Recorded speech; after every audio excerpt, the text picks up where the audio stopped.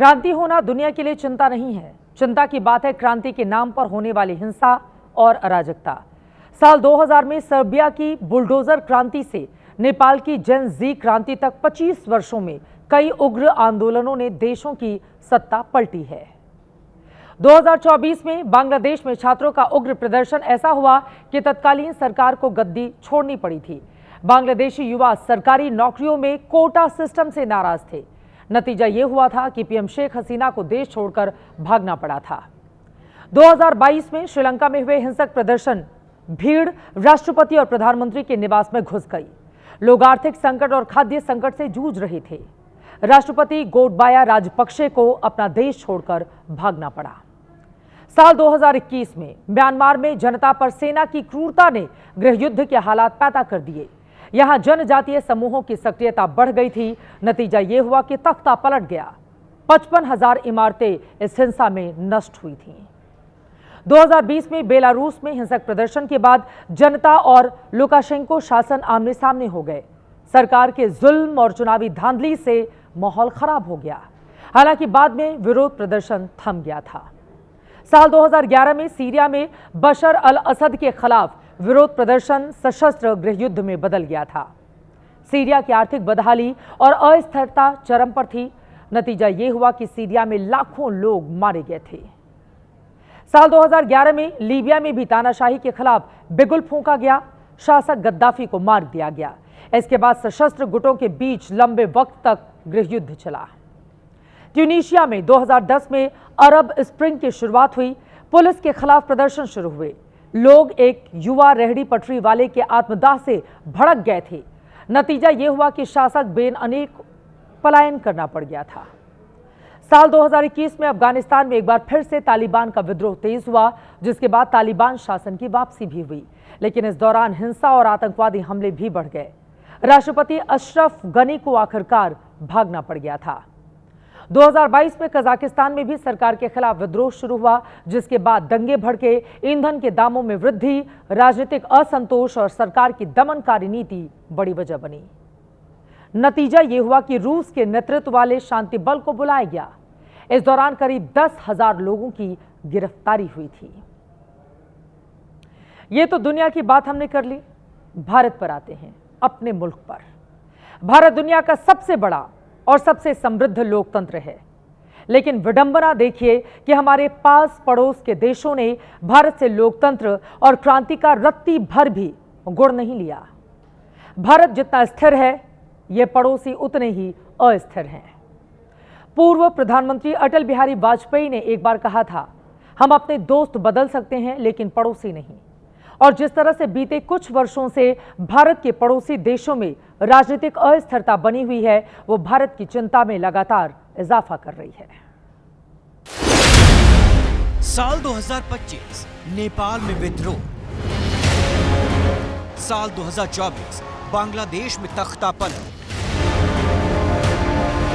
साल 2022 श्रीलंका में जनाक्रोश। साल 2022 पाकिस्तान में सत्ता परिवर्तन। साल 2021 अफगानिस्तान में तालिबान रिटर्न्स।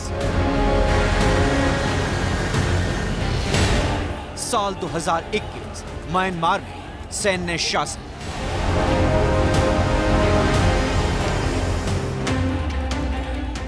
भारत के पड़ोसी और दक्षिण एशिया के वो देश हैं जो बीते 5 साल से विद्रोह की बगावत में झुलस चुके हैं।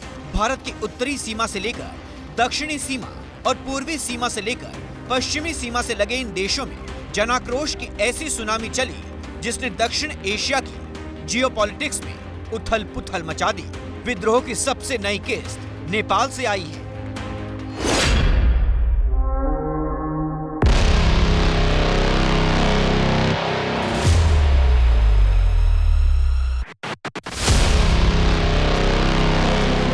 बीते 17 सालों से नेपाल में कथित लोकतंत्र की जो इमारतें खड़ी थी, उन्हें प्रदर्शनकारियों ने आग के हवाले कर दिया। प्रधानमंत्री, राष्ट्रपति और मंत्रियों के घर जलाकर राख कर दिए गए।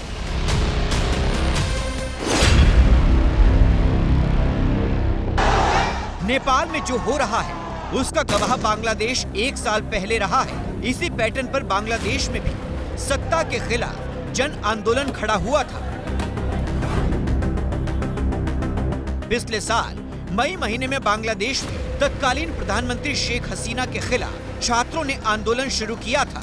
अगस्त होते होते ये प्रदर्शन तख्ता पलट तक जा पहुंचा था।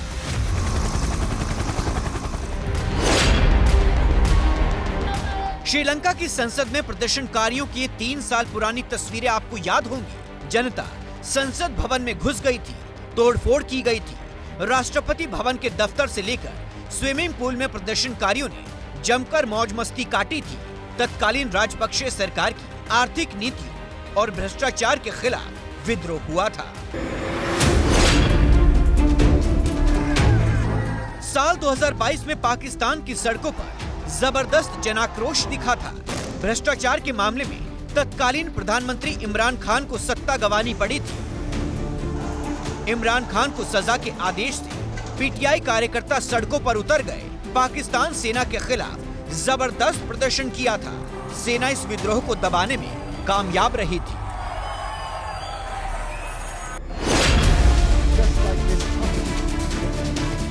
साल 2021 में अफगानिस्तान में तालिबान की वापसी ने इस कदर खौफ भर दिया था। अफगानिस्तान से भागने के लिए स्थानीय लोग प्लेन की छत पर चढ़ गए थे, जिसमें कई लोगों की जान भी गई थी। अफगानिस्तान से अमेरिकी सैनिकों की वापसी के बाद तालिबान ने करजई सरकार का तख्ता पलट कर दिया था।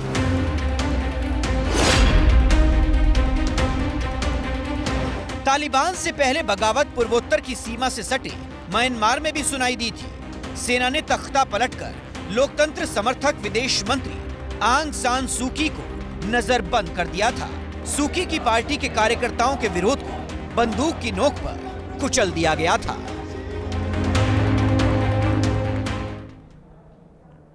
छह पड़ोसी देशों का हाल आपने देख लिया। उनके यहाँ क्रांति का जो पैटर्न है वो भी हमने आपको दिखा दिया।